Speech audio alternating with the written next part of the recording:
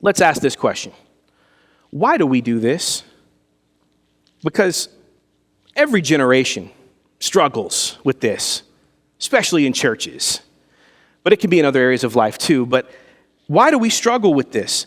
Why is there such an allure to taking our traditions and elevating them to the point of inspired God-word law? Why do we do that? Well, there's probably a lot of reasons. I came up with three big ones that I want to give you of why Jared Kress thinks that we do this, okay? Number one, there's a lot of false piety that you can achieve for keeping traditions. If there's a tradition you abide by that others choose not to, you can begin to feel better than other people.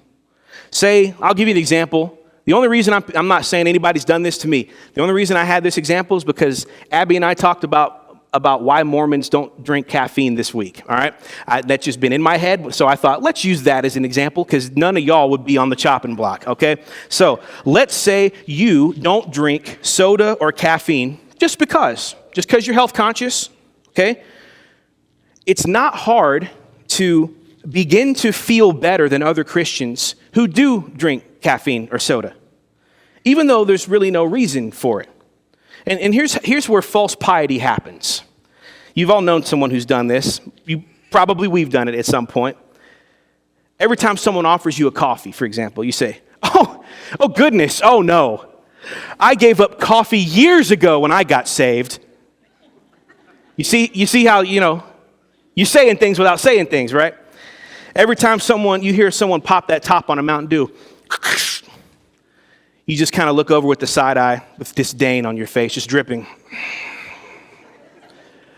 You know what I mean? It starts to build, right? Something starts to build. False piety. I'm so good. Look at me. I don't do what you do. I'm higher. I'm better than you. False piety.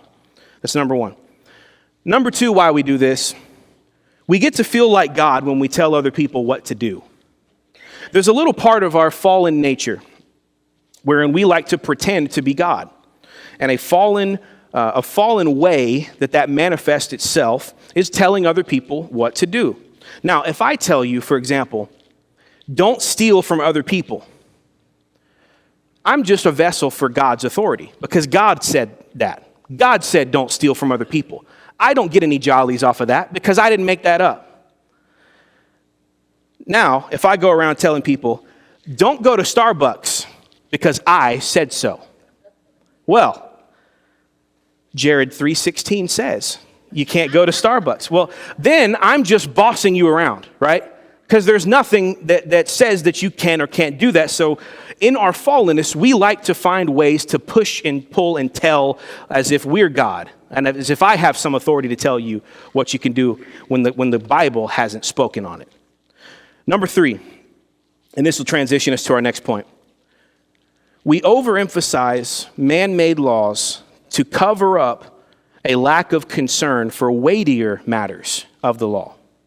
You see, traditions are often simplistic. Don't wear a hat. Sing this type of music. Wear a suit and tie or else. That's all easy. That's easy stuff.